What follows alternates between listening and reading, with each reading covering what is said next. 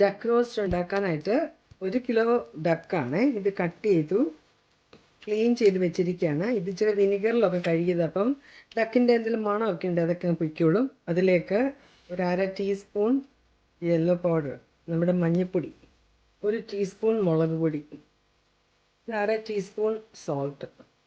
നന്നായിട്ട് മിക്സ് ചെയ്തിട്ട് കൈകൊണ്ട് മിക്സ് ചെയ്യാമേ. മിക്സ് ചെയ്തത് കുക്കറിലോട്ട് വേവിക്കാം. ഇവിടെ കിട്ടുന്ന ഡക്ക് എളുപ്പം വേവുന്നതാണ്. ഒരുപാട് സമയം വെക്കേണ്ട ആവശ്യമില്ല. നിങ്ങൾക്കിവിടെ കിട്ടുന്ന ഡക്ക് എത്ര വേവുണ്ടെന്ന് നോക്കി വെക്കണം. ഇത് കുക്കറിലോട്ട് വെക്കാമെങ്കിലുണ്ടല്ലോ പെട്ടെന്നായി കിട്ടും. അതൊരു എളുപ്പപ്പണിയാണ്. ഡക്കെല്ലാം മിക്സ് ചെയ്ത് കഴിഞ്ഞു. ഇത് കുക്കറിലേക്ക് മാറ്റാം. ഇതിലോട്ട് ഞാൻ 2 ടേബിൾ സ്പൂൺ വെള്ളം ഒഴിക്കുവാണ്. വെള്ളത്തിൻ്റെ ഒന്നും ആവശ്യമില്ല, വെള്ളം ഇറങ്ങും. പക്ഷെ അടി പറ്റാതിരിക്കാൻ വേണ്ടി ഇച്ചിരിയും വെള്ളം ഒഴിച്ചു. ഇത് ഞാൻ ഒറ്റ സ്റ്റീമേ വെക്കത്തുള്ളൂ, അപ്പോഴത്തേനും ഇത് വേവും. ഒരു പാത്രം ചൂടാക്കാൻ വെച്ചിട്ടുണ്ട്. അപ്പോൾ അത് ചൂടായിട്ടുണ്ട്. അങ്ങനെ കട്ട് ചെയ്തപ്പോൾ അതിൻ്റെ തൊലി മാറ്റി വെച്ചിട്ടുണ്ടായിരുന്നു. ഇത് ഒത്തിരി എല്ലാണല്ലോ ഡക്കിൻ്റെ അകത്തൊക്കെ ഉള്ളത്. അപ്പോൾ അതിൻ്റെ സ്കിന്ന് മാറ്റി വെച്ച് അതിട്ടാണ് ചൂടാക്കുന്നത്. എണ്ണയൊന്നും ഒഴിക്കുന്നില്ലേ. കുറച്ച് ഉള്ളിയൊക്കെ വഴറ്റിയെടുക്കാം. അതിനപ്പോൾ അതിൻ്റെ സ്കിന്ന് എടുത്തിട്ടാൽ മതി. ഈ സ്കിന്ന് ചൂടാകുമ്പോൾ അതിൽ നിന്ന് ഫാറ്റ് ഇറങ്ങി വരും. അപ്പോൾ അതുപയോഗിച്ച് നമുക്ക് ബാക്കി എല്ലാം വഴറ്റാൻ പറ്റും. ഇതിലോട്ട് 1 ടേബിൾ സ്പൂൺ ഗാർലിക്, നല്ലൊരു ടേബിൾ സ്പൂൺ ഉണ്ട്, ചതച്ചതാണ്. 1 ടേബിൾ സ്പൂൺ ഇഞ്ചി, ഇതും ചതച്ചതാണ്. 5-6 പച്ചമുളകുണ്ട്, കുറച്ച് കറിവേപ്പില ഇടാം. ഒരുവിധം അത് വഴഞ്ഞിട്ടുണ്ട്. അപ്പോൾ അതിലോട്ട് 2 വലിയ ഉള്ളിയാണ്, വലിയ സവാള അരിഞ്ഞത്. ഇത് നന്നായിട്ട് വഴറ്റാം. നിങ്ങൾ ഈ ഡക്ക് കറിയൊക്കെ ഉണ്ടാക്കുമ്പോഴും എണ്ണ ഒഴിക്കേണ്ട ആവശ്യമില്ല. പകരം അതിൻ്റെ തൊലിയൊക്കെ എടുത്തിട്ട് വഴറ്റിയാൽ മതി. ചൂടാക്കുമ്പം അതിൽ നിന്നുള്ള ഫാറ്റ് വന്നിട്ട് അതിലെല്ലാം വഴറ്റി ഉണ്ടാക്കാൻ പറ്റും. ടേസ്റ്റും അങ്ങനെയാണ്. ഇതിലേക്ക് 1/2 ടീസ്പൂൺ മഞ്ഞൾപ്പൊടി എരിയുവാണ്. ഇച്ചിരി ഉപ്പും കൂടെ ഇട്ടു. നിങ്ങൾക്ക് ഈ സ്കിൻ ഇടേണ്ടെന്നുണ്ടെങ്കിൽ നിങ്ങൾ വെളിച്ചെണ്ണ ഇട്ടുണ്ടാക്കും. വെളിച്ചെണ്ണയിൽ ഉണ്ടാക്കുന്നതാണ് ഇത് ടേസ്റ്റ് കേട്ടോ. വെളിച്ചെണ്ണയിൽ ഉണ്ടാക്കിയാൽ മതി. ഇത് ഓൾമോസ്റ്റ് ഒരു 8 മിനിറ്റോളം ഞാൻ വഴറ്റി. ഇത് മൂത്തൊന്നും പോയി ബ്രൗൺ കളറൊന്നും ആയിട്ടില്ല. കണ്ടില്ലേ, വഴന്നിട്ടുണ്ട് നല്ലതായിട്ട്. ഇതിലേക്ക് 1 ടേബിൾ സ്പൂൺ മുളക് പൊടി, 2 ടേബിൾ സ്പൂൺ മല്ലിപ്പൊടി, 1 ടേബിൾ സ്പൂൺ ഒരു 1/4 ടേബിൾ സ്പൂൺ പെപ്പർ പൗഡർ ഉണ്ട്. നെയ്യ് ഇട്ട് നല്ലതായിട്ട് വഴറ്റാം. ഈ മുളക് പൊടി മല്ലിപ്പൊടിയൊക്കെ മൂക്കണം. ഇതിലോട്ട് 1/2 ടീസ്പൂൺ ഗരം മസാല. എപ്പോഴും നിങ്ങളുടെ ആവശ്യത്തിന് ചേർത്തോണം. ഞാൻ പച്ചമുളകും കുരുമുളക് പൊടി ഒരുപാട് കൂടുതൽ ഇട്ടിട്ടുണ്ട്. അതുകൊണ്ട് മുളക് പൊടി കുറച്ചതാ. നിങ്ങൾക്ക് കുരുമുളക് പൊടി ഇതിലാണെങ്കിൽ നല്ല ടേസ്റ്റ് ആട്ടോ. അങ്ങനെ ഇട്ട് നോക്കണേ. കുരുമുളക് പൊടി ചതച്ച് ഒരുപാട് അങ്ങ് പൗഡർ ആക്കാത്ത രീതിയിൽ ക്രഷ് ചെയ്തെടുത്തിട്ട ടേസ്റ്റാണേ.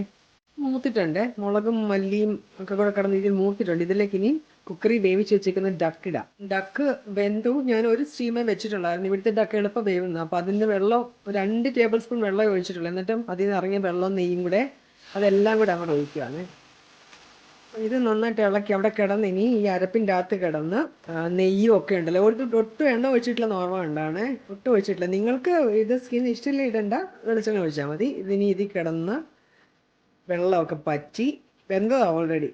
മസാലയൊക്കെ ഇതേ പിടിച്ച് നല്ല ടേസ്റ്റി ആവുന്ന. അപ്പോൾ ഇച്ചിരി അവിടെ കിടക്കട്ടെ. ഇത് ഒരു 3-4 മിനിറ്റ് അടച്ചു വെക്കാമേ. അപ്പോൾ അതിൻ്റെ മണമൊന്നും പുറത്ത് പോകത്തില്ല, മസാലയൊക്കെ ഇട്ടതല്ലേ. എന്നിട്ട് പിന്നെ ഇടയ്ക്ക് ഇളക്കി കൊടുക്കുകയും വേണം. ഇടയ്ക്ക് തുറന്നൊന്ന് ഇളക്കണേ. കണ്ട, ഇതിൻ്റെ നെയ്യാണ് ഈ കിടക്കുന്നത്. ഇതിലിങ്ങനെ കിടന്ന് അതിലിട്ട് നമുക്ക് വഴറ്റിയെടുക്കാം. ഒന്നും കൂടെ അടച്ചു വെക്കാം. ഒരു 2 മിനിറ്റ് കൂടെ അടച്ചു വെക്കാം. 2 മിനിറ്റ് ആയി. അപ്പോൾ വീണ്ടും ഒന്നുകൂടെ ഇളക്കിയിട്ട് ഇനി ഞാനിത് അടച്ചു വയ്ക്കത്തില്ല കേട്ടോ. ഓൾറെഡി വെന്തതായിരുന്നു. അരപ്പൊക്കെ ഒന്ന് മസാലയുടെ മണം ഒത്തിരി പോവാതെ ഒന്ന് അടച്ചു വെച്ചു. വെള്ളമൊക്കെ കുറച്ച് പറ്റി. ഇനി ഇതിൽ കിടന്ന് നന്നായിട്ട് വഴന്നെടുക്കാം. ഇതിലേക്ക് 1 ടീസ്പൂൺ പെരിഞ്ജീരകത്തിൻ്റെ പൗഡർ കൂടി ഇടുന്നുണ്ട്.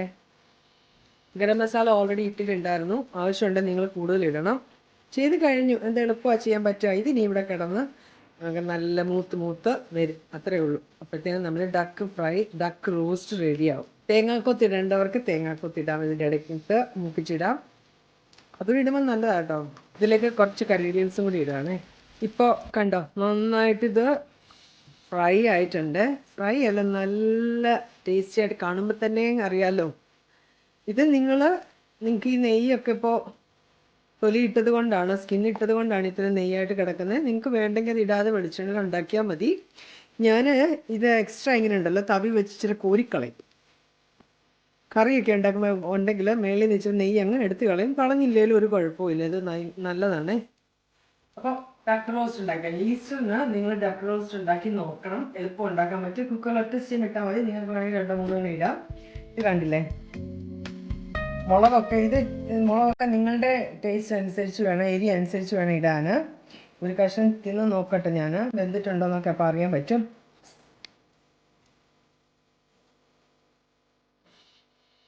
കഷ്ണം എടുത്ത് നോക്കട്ടെ, അപ്പം അറിയാൻ പറ്റും.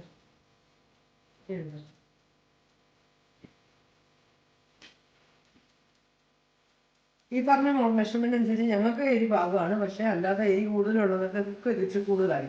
ഇത്രയും ഒന്നും ഇടരുത് മുളക്. അതിൽ പെപ്പർ പൗഡർ കുറച്ചാൽ മതി. ടേസ്റ്റിയാണ്. നല്ലതായിട്ട് വെന്തിട്ടുണ്ട്, കാണാമല്ലോ. കുക്കറിൽ വേവിച്ചതുകൊണ്ടാണ് നല്ല ഒരുപാട് സമയം എടുത്തത്. നല്ലതായിട്ട് വെന്തിട്ട് ബോണെന്ന് പറഞ്ഞു വരുന്നുണ്ട്. മസാലയൊക്കെ പിടിച്ചിരിക്കുന്നതുണ്ടോ? ഞാൻ അതിൻ്റെ അകത്തുനിന്ന് ഒട്ടും ഓയിൽ എടുത്ത് കളഞ്ഞില്ല, ഇന്ന് ഫാറ്റ് എടുത്ത് കളഞ്ഞില്ല, മൊത്തം ഉപയോഗിച്ചു. അപ്പോൾ നിങ്ങൾ ഇതിൻ്റെ കൂടെ പൊറോട്ടയുടെ കഴിക്കാൻ ബെസ്റ്റാണ്. പൊറോട്ടയോ അപ്പമോ ഒക്കെ കഴിക്കാം. അപ്പോൾ എല്ലാവരും ഇത് ട്രൈ ചെയ്ത് നോക്കണം. ഈസ്റ്റർ സ്പെഷ്യലാണ്. then ട്രൈ ചെയ്ത് നോക്കണം. ഇനി ഞാൻ അടുത്തൊരു വീഡിയോയുമായിട്ട് വരാം.